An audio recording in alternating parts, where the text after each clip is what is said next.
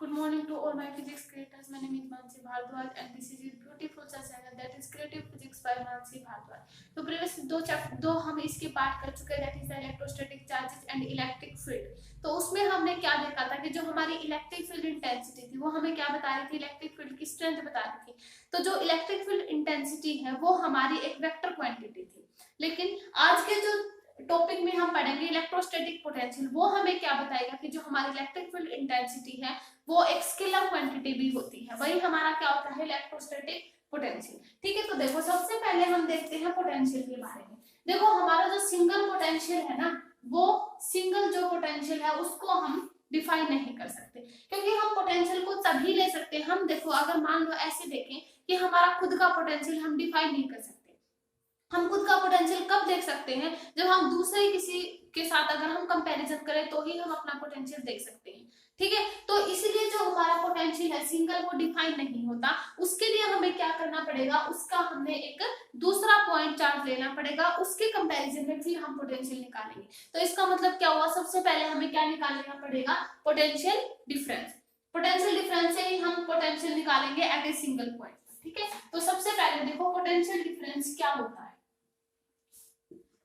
Potential difference, देखो सबसे पहले पोटेंशियल डिफरेंस मान लिया, देखो पॉइंट, देखो ये हमारा पॉइंट ए है, ये हमारा पॉइंट बी है। ठीक है, इस पे हमारा जो पोटेंशियल वी बी है और इस पे हमारा पोटेंशियल वी ए है। इस पॉइंट चार्ज को यहां तक लाने के लिए ऐसा मान लेते हैं कि दोनों हमारे क्या है, पॉजिटिव चार्ज है। इस पॉइंट को यहां से यहां तक लाने के लिए जितना वर्क डन करना पड़ेगा, that is work of B to A, जितना वर्क डन करना पड़ेगा, क्योंकि वर्क डन, क्योंकि हमारे दोनों पॉजिटिव चार्ज हैं, एक दूसरे को रिपेल करेंगे तो एक इसको यहां तक लाने के लिए कुछ वर्क डन करना पड़ेगा, तो वो वर्क डन हुआ वी। तो हमारा जो पोटेंशियल डिफरेंस होगा, potential difference of initial minus final, V of minus V of A minus V of B is equal to work done of किसके, B to A बाय किसके ऊपर, point charge Q naught के ऊपर। ठीक है, तो हमारा जो पोटेंशियल डिफरेंस हुआ point A to point B, that वो क्या हुआ कि work done B to A by Q naught, यानी पॉइंट Q नोट के ऊपर हमने कितना वर्क डन किया है उसको उस पॉइंट तक लाने के लिए। ठीक है, तो ये होता है हमारा पोटेंशियल डिफरेंस। यहां से देखो जब इसको हम लिखेंगे V of A to V of B, ऐसे V of A B A लिख सकते हैं ना, यहां से देखो इसको ऐसे लिख सकते हैं, V of B A is equal to work done by B to A, ठीक है, और बाय Q नोट, ऐसे लिख सकते हैं। ठीक है, तो ये हमारा क्या हुआ, वर्क डन हुआ है पॉइंट B से यहां तक लाने के। ठीक है, अब देखो ये हमारा पोटेंशियल डिफरेंस आ गया, उस इसे यहां से यहीं से हम क्या निकालेंगे, जो हमारा पोटेंशियल डिफरेंस है एट ए सिंगल पॉइंट वो निकालेंगे। ठीक है, देखो मान लिया कि ये जो पॉइंट बी है ये पॉइंट ए है, इस पॉइंट बी को हम कहीं दूर इंफिनिटी पे मान लेते हैं, इस पॉइंट को कहीं दूर अगर इंफिनिटी पे मानेंगे, क्या इसके कारण इसके ऊपर कोई पोटेंशियल होगा, बिल्कुल नहीं होगा। देखो इसको हम ऐसे मान लेते हैं v of a minus v of b, जो b है ये वाला, ये ऐसे है ना, work done b to a by q naught, ये हमारा। अब इस पॉइंट B को हमने कहीं दूर इंफिनिटी पे मान लिया, तो और उसका जो पोटेंशियल होगा वो भी इनफाइनाइट हो जाएगा अगर इस पॉइंट B को दूर मानेंगे, तो पोटेंशियल ऑफ B भी उसको हम इनफाइनाइट हो जाएगा वो, इसका मतलब potential of B infinite that is 0, क्योंकि पॉइंट अगर मान लिया ये हमारा पॉइंट B है कहीं दूर चला जाए तो उसके कारण इस पॉइंट पे जो पोटेंशियल होगा क्या उसकी कुछ वैल्यू होगी, बिल्कुल नहीं होगी, तो उस टाइम पे इसका पोटेंशियल क्या हो जाएगा, 0। तो इसको हम ऐसे लिख सकते हैं, यानी एक पॉइंट पर हमारा पोटेंशियल ऐसे आ जाएगा कि ये तो हमारा B 0 हो ही जाएगा और यहाँ से work done of B to A और ये आ जाएगा Q। ठीक है, तो ये हमारा पोटेंशियल आ गया एट ए पॉइंट A पर, क्योंकि B पर तो हमारा 0 हो ही गया था, क्योंकि वो कहीं दूर इंफिनिटी पे मान लिया था हमने, और B ऑफ इंफिनिटी हमने 0 मान लिया पोटेंशियल। ठीक है, ये अजम्पशंस है, ये न्यूमेरिकल में भी ऐसे अजम्पशंस ली जाती है। ठीक है, तो ये अजम्पशंस है कि हम एक सिंगल पॉइंट पर पोटेंशियल कैसे निकाल सकते हैं, पोटेंशियल डिफरेंस का यूज करके ही हम सिंगल पोटेंशियल निकाल सकते हैं। ठीक है, तो ये हमारा आ गया V of A is equal to किसके इक्वल आ जाएगा, सिंगल पॉइंट पर वर्क डन ऑफ B, अगर हम B को हम इंफिनिटी माने तो इंफिनिटी टू पॉइंट A लेंगे और यहां से Q नोट आ जाएगा। ठीक है, ये हमारा आ गया potential at a single point. ठीक है, तो ये होता है हमारा पोटेंशियल। अब यहीं से देखो पोटेंशियल डिफरेंस की, वैसे रियल में देखो पोटेंशियल हमारा क्या होता है, एक तरीके से कैपेसिटी होती है ना। हम पोटेंशियल को कंपैरिजन करके ही सोल्व करते हैं, पहले सिंगल पोटेंशियल हम कैलकुलेट नहीं कर सकते। ठीक है, तो उस पोटेंशियल डिफरेंस का इसलिए हमने पहले यूज इसलिए किया क्योंकि उसके बाद हम सिंगल पोटेंशियल का पॉइंट का जो है सिंगल पॉइंट का पोटेंशियल फाइंड आउट कर सकते हैं। ठीक है, इसलिए हमने पहले पोटेंशियल डिफरेंस सोल्व किया। अब उसकी हम देखो जो हमारा पोटेंशियल डिफरेंस होता है ना, वो हमारी क्या स्केलर क्वांटिटी। अब देखो यहाँ पे work done bye Q not है। अब वर्क डन का जो अगर हम पहले डायमेंशंस निकालें तो क्या आ जाएगा m1 l2 t - 2 और हमारा जो q होता है a × t, क्योंकि i = क्या होता है q/t होता है। ये अगर हम t को सॉरी i है और i का हमारा अगर देखो यहाँ से q किसके इक्वल आ जाएगा i × t हो जाएगा। ठीक है, i हमारा क्या होता है एम्पियर, करंट की यूनिट होती है ना एम्पियर × टाइम, तो इसको AT लिख सकते हैं इसलिए। ठीक है, तो यहाँ से आ जाएगा m1 l2 t - और a - 1, यहाँ पे a एम्पियर है। ठीक है, ये हमारा आ गए पोटेंशियल के डायमेंशंस। अगर यूनिट देखें तो जूल पर कूलम आ जाएगी, है ना। हमारी पोटेंशियल की देखो यहाँ से जूल पर कूलम, वर्क डन की हमारी जूल होती है, क्यों हमारा कूलम आ जाएगा। ठीक है, ये हमारी यूनिट हो गई, डायमेंशंस हो गए और यूनिट हो गई पोटेंशियल की। अब देखो जो हमारा पोटेंशियल होता है ना, वो क्या होता है कंजर्वेटिव फोर्स होता है। देखो हमें पता है ऐसा क्यों हुआ, क्योंकि जब हमने सोल्व किया था पोटेंशियल डिफरेंस निकाला या सिंगल पोटेंशियल निकाला था, वो हमने पॉइंट यहाँ पे क्या लिया था, point B to A direct लिया था। क्या हमने कोई यहाँ पे पाथ को डिफाइन किया था, नहीं किया था। तो हमारा जो पोटेंशियल है वो क्या है कंजर्वेटिव फोर्स है। मान लिया यहाँ कहीं पे हमारा पॉइंट A है, यहाँ कहीं पे हमारा पॉइंट B, यहाँ से यहाँ तक डायरेक्ट गई, एक तो हमारा पाथ बन ये है। ठीक है, फिर इस पॉइंट तक इसको मान लिया ऐसे भी जा सकता है यहाँ। ठीक है, तो इस पूरे प्रोसेस में जो हमारा पोटेंशियल होगा ना, वो सिर्फ और सिर्फ इनिशियल और फाइनल पे डिपेंड करेगा। यानी इसको हम सिर्फ ऐसे ही लिखेंगे B to A। ठीक है, ये जो पाथ है इसको हम डिफाइन नहीं करेंगे। यानी हमारा जो पोटेंशियल वो एक क्या है कंजर्वेटिव पाथ फोर्स है। ठीक है, तो हमारा पोटेंशियल क्या है कंजर्वेटिव फोर्स है जो इनिशियल और फाइनल पोजीशन पे डिपेंड करता है। तो कंजर्वेटिव फोर्सेस कौन से होते हैं, जो which is depends on only on initial and final position, does not on the path follow. ठीक है, मतलब उसने कितना पाथ फॉलो किया उसके ऊपर वो डिपेंड नहीं करते। तो ये हो गया हमारा जो पोटेंशियल है एक कंजर्वेटिव फोर्स होता है।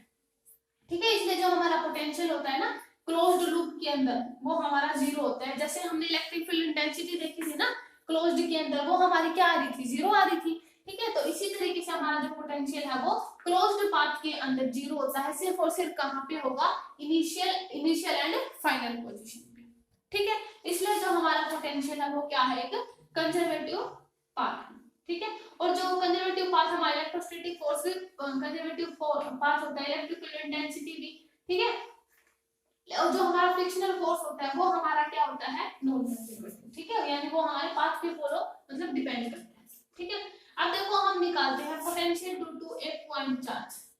जैसे हमने इलेक्ट्रिक फील्ड इंटेंसिटी निकाली थी ना due to a point charges के कारण, उसी तरीके से हम निकाल रहे हैं potential due to a point charge.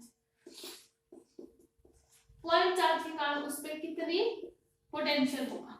ठीक है, मान लो देखो यहाँ कहीं पे हमारा पॉइंट A, इसके बाद यहाँ पे हम पॉइंट P मान लेते हैं और यहाँ पे कहीं दूर जाके हमारे इनफाइनाइट पॉइंट, इनके बीच की डिस्टेंस हम R मान लेते हैं। ठीक है, अब देखो ये जो हमारे पॉइंट P पे हमें क्या निकालना है पोटेंशियल निकालना है पॉइंट चार्ज के कारण, वो कहीं इनफाइनाइट पे रखा है। अब ये जो इंफिनिटी पे रखा है, क्या इसके कारण इसके ऊपर हम फील्ड निकाल सकते हैं पोटेंशियल? बिल्कुल नहीं, क्योंकि इंफिनिटी का इसके ऊपर क्या फर्क पड़ेगा, नथिंग। तो कुछ फर्क नहीं पड़ेगा, तो उसके लिए हम क्या करेंगे, यहाँ पे जो हमारा पॉइंट चार्ज था Q, इसको हम मान लिया यहाँ पे कहीं A पॉइंट पर ले आते। मान लिया Q है, हम पॉइंट A पर ले आए, दैट इज A। ठीक है, और इस A की जो यहाँ से डिस्टेंस है हम क्या मान लेते हैं x। ये हम क्योंकि पॉइंट इंफिनिटी पे था, इंफिनिटी पे हम इसके कारण इसके ऊपर क्या इफेक्ट होगा वो नहीं निकाल सकते, उसके लिए हमने यहाँ पे पॉइंट लाया। हम तो क्या किया हमने, देखो क्योंकि इसके कारण जब ये यहाँ पे पॉजिटिव चार्ज है, ये भी पॉजिटिव चार्ज है, इसके ऊपर जो रिपल्शन होगा इसके कारण इसके ऊपर, तो इसमें हम पहले कूलम्ब्स लॉ यूज करेंगे। ठीक है, तो हमारा फोर्स क्या आएगा 1/4 पाई एप्सिलॉन नॉट, और ये आ जाएगा पूरा यहाँ तक एक्स स्क्वायर, है ना, और ये किसके ऊपर है, क्यू चार्ज के ऊपर। ये हमारा फोर्स आया इस पॉइंट के ऊपर। तो जो हमारा फोर्स होता है, अब देखो जो हमने, अब हमें वर्क डन भी निकालना पड़ेगा इस पॉइंट को इस पॉइंट तक लाने के लिए कितना वर्क डन करना पड़ा। हमें पता है जो वर्क डन होता है हमारा फोर्स इनटू डिस्प्लेसमेंट होता है, और ये तो जो वर्क डन सिंपल जो F डॉट dx होता है कब होता है, जब हमारा फोर्स क्या हो, कांस्टेंट हो, है ना। जब हमारा फोर्स कांस्टेंट होता है तो हम ऐसे डायरेक्ट लिख देते हैं, लेकिन जब हमारा फोर्स वेरिएबल होता है तो हम क्या लिखते हैं, तो हमारा वर्क डन आता है माइनस ऑफ, जब हमारी कुछ लिमिट होगी जहां से जहां तक हम ला रहे हैं, और F डॉट dx, ये होता है हमारा। ठीक है, minus of F dot dx जब हमारा फोर्स वेरिएबल होगा। अब पहले हम यहाँ पर था पहले, उसके बाद हम यहाँ पे लेके आए, उसके बाद इस पॉइंट को मान लिया यहाँ के भी, क्योंकि हम कुछ वर्क डन करेंगे इसको यहाँ तक लाने के लिए। मान लिया ये पॉइंट B हो गया और इनके बीच की डिस्टेंस के वाली हमने dx मान ली। अब हर एक पॉइंट पे हमारा फोर्स चेंज हो रहा है, अब फोर्स चेंज हो रहा है तो हम फोर्स चेंजिंग का फॉर्मूला ये यूज करेंगे। ठीक है, तो देखो यहां से देखो क्या आ जाएगा, जब हम यूज करेंगे तो क्या आ जाएगा, work done is equal to force into displacement होता है। तो यहां से देखो वर्क डन क्या आ जाएगा, फोर्स इनटू डिस्प्लेसमेंट। अब इसमें हम लिमिट क्या लेंगे, इन्फिनिटी टू पॉइंट r, है इन्फिनिटी टू पॉइंट r, क्योंकि इन्फिनिटी से हम यहाँ पे लेके आना है पॉइंट को, पॉइंट P पे हमें निकाले, तो ये वाली डिस्टेंस हमारी क्या है r, तो इन्फिनिटी से r हम लेंगे। F डॉट dx हम जो हमारा F है ये है q/4 पाई एप्सिलॉन नॉट और x स्क्वायर, और साथ में आ जाएगा dx। ये आया हमारा work done, that is force into displacement. Displacement हमारा dx ये है जब हमने पॉइंट A से पॉइंट B तक लेके। ठीक है, ये हो गया, ये हमारा वर्क डन हो गया। उसके बाद देखो हम क्या कैसे सॉल्व करेंगे, देखो इंटीग्रेशन सॉल्व करेंगे हम, तो हमारा जो वर्क डन है किसके इक्वल आ जाएगा, q बाहर आ जाएगा। ठीक है, 4 पाई एप्सिलॉन नॉट, ये भी कांस्टेंट है, बाहर आ जाएगा। 1/x स्क्वायर का इंटीग्रेशन करेंगे तो क्या कितना आ जाता है, -1/x होता है ना। जैसे 1/x स्क्वायर का इंटीग्रेशन अगर हम सॉल्व करते हैं तो आता है x की पावर -2, तो हम ऐसे लिख सकते हैं ना, इसको इंटीग्रेशन करेंगे x की पावर -2 प्लस 1/-2 प्लस 1, है ना। तो यहाँ से हम सॉल्व कर सकते हैं x की पावर -1 और -1, तो -1/x।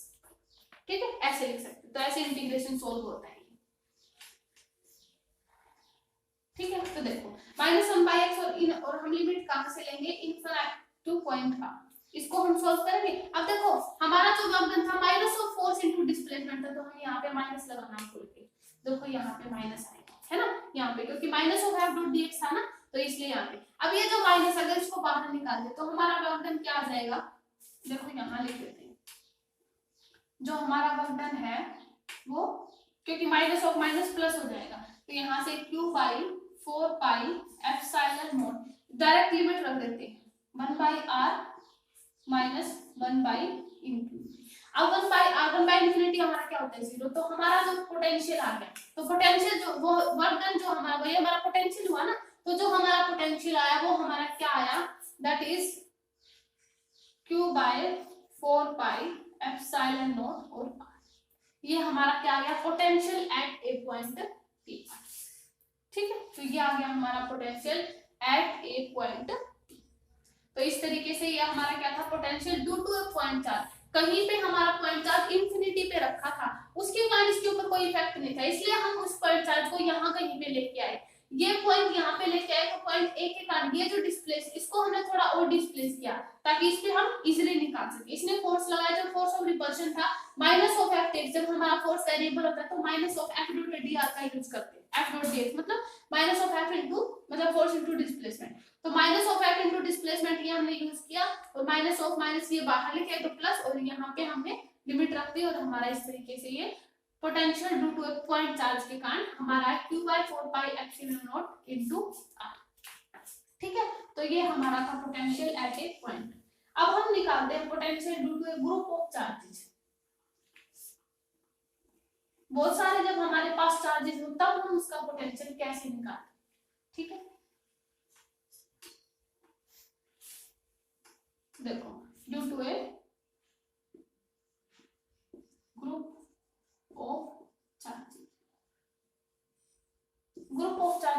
कारण क्या पोटेंशियल हो। मान लो यहाँ कहीं पे हमारा पॉइंट क्यू है, यहाँ क्यू नॉट मान लेते हैं, ये आ गया Q1, ये आ गया Q2, ये आ गया Q3। अब पोटेंशियल देखो एट ए पॉइंट Q1 के कारण क्या आ जाएगा 1/4 पाई एप्सिलॉन नॉट और r, ये वाली डिस्टेंस r1 मानेंगे, ठीक है, और ऊपर आ जाएगा Q1। दूसरे के कारण हमारा पोटेंशियल क्या आ जाएगा Q2 है ना bye 4 pi epsilon not r2 है ना। यहां तक अगर हम मान लिया ith चार्जेस के कारण करें, बहुत सारे चार्जेस, तो यहाँ पे जो Vi आ जाएगा वो क्या आ जाएगा Qi by 4 pi epsilon naught Ri। अब हम क्या करें इनका टोटल समेशन कर दे तो हमारे पास क्या आ जाएगा ग्रुप ऑफ चार्जेस के कारण जो कितना पोटेंशियल होगा वो निकालें। देखो ग्रुप ऑफ चार्जेस के कारण हमारे पास कितना पोटेंशियल आ जाएगा 1/4 पाई एप्सिलॉन नॉट और summation of Qi by R। यहाँ से I = 1 से लेकर I = n तक ये आ जाएगा, ठीक है। इस तरीके से Qi बाई R आए, ये हमारे बहुत सारे चार्जेस के कारण पोटेंशियल आ गया एट ए पॉइंट, ठीक है। समेशन ले लेंगे बहुत सारे चार्जेस, तो ठीक है। तो ये हमारा था potential due to a group of charges. तो आज के वीडियो में इतना ही, नेक्स्ट लेक्चर में हम करेंगे potential due to a dipole. तो वीडियो को लाइक करें, शेयर करें एंड सब्सक्राइब करें। Okay, thank you.